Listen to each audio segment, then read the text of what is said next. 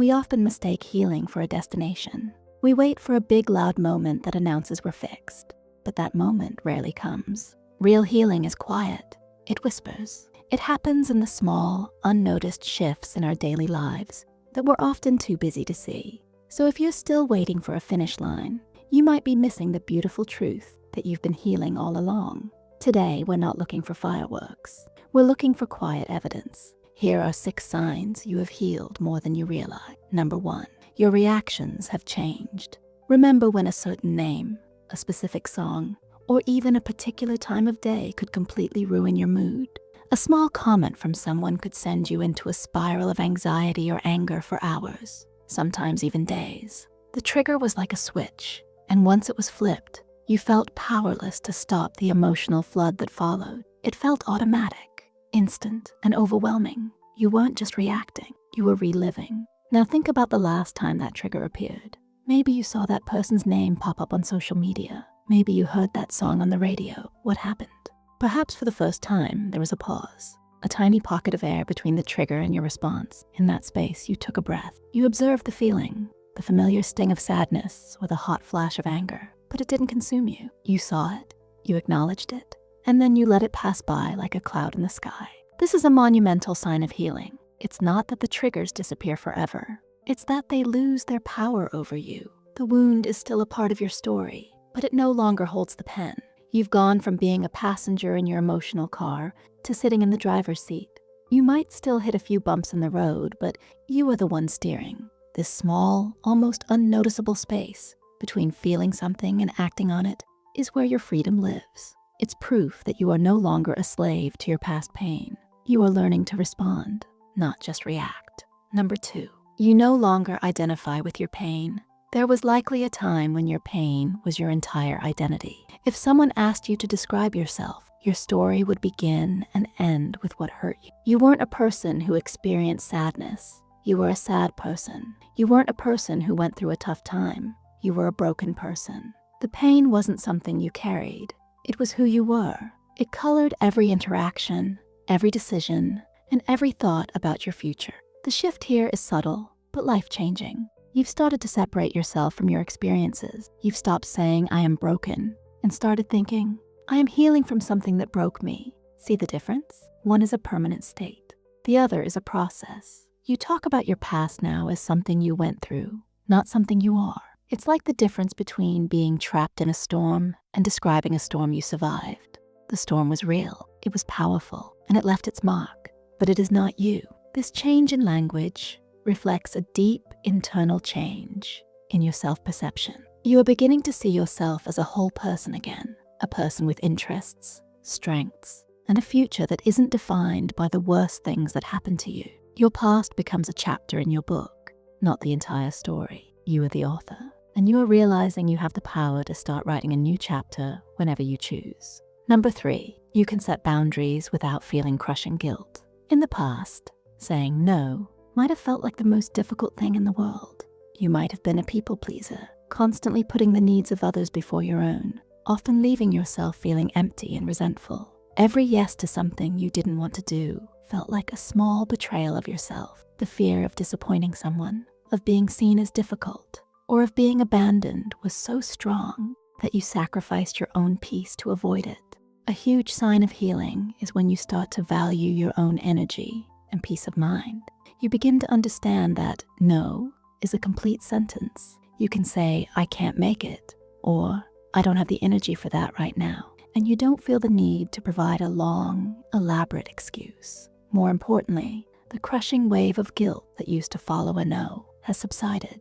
It might still be there as a small ripple, but it no longer drowns you. You realize that setting a boundary isn't an act of aggression or selfishness. It's an act of self-respect. You are communicating that your well-being matters. A boundary is not a wall to keep others out. It is a gate you control to let peace in. You are learning who and what deserves access to your time and energy. This isn't about pushing people away. It's about making sure the people you let in are good for you.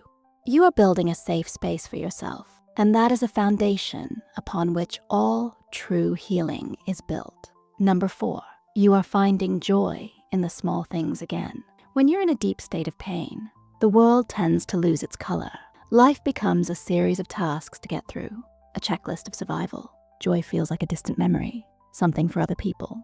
The simple pleasures that once made you smile, the taste of your morning coffee, the warmth of the sun on your skin, a good song, become muted, as if you're experiencing life through a thick pane of glass. One of the most beautiful and gentle signs of healing is when the color starts to seep back into your world.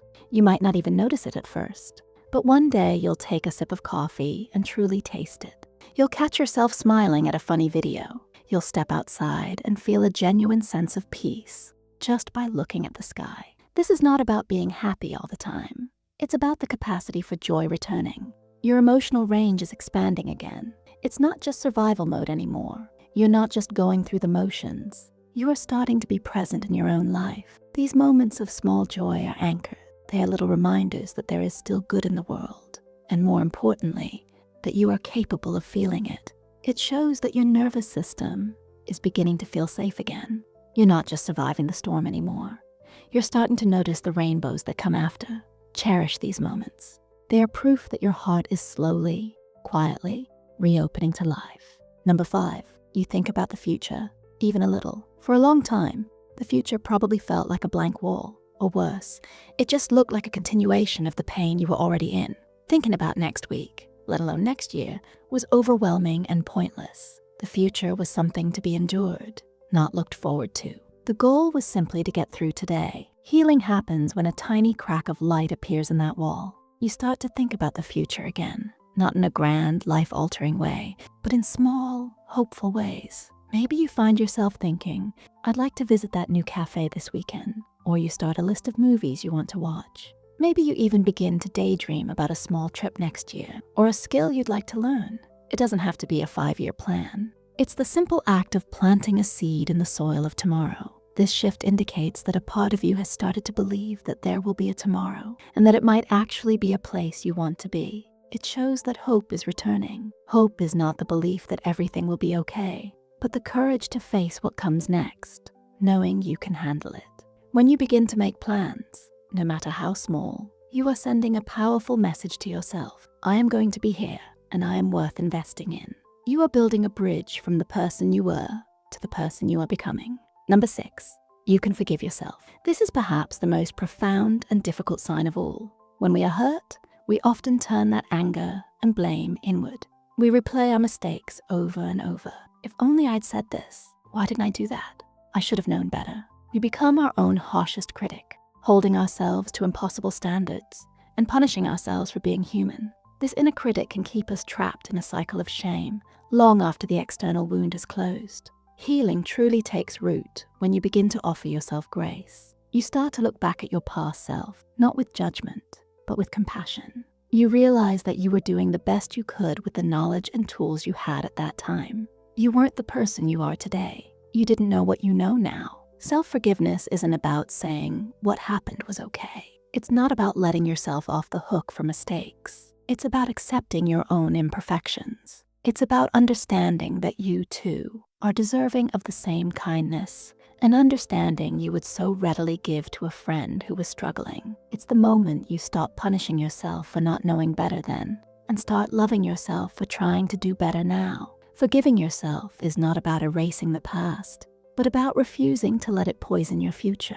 It's the ultimate act of taking your power back, because it means you no longer need anyone else's approval or forgiveness to move forward. You have given it to yourself. If this video helped you recognize your own quiet progress, please give it a like. It helps the video reach more people who might need to hear this today. And consider subscribing for more content to support you on your journey. Now, I'd love to create a space for all of us in the comments. Please share one sign from this list that you resonated with the most, or maybe another small sign of healing you've noticed in yourself. Thank you for watching.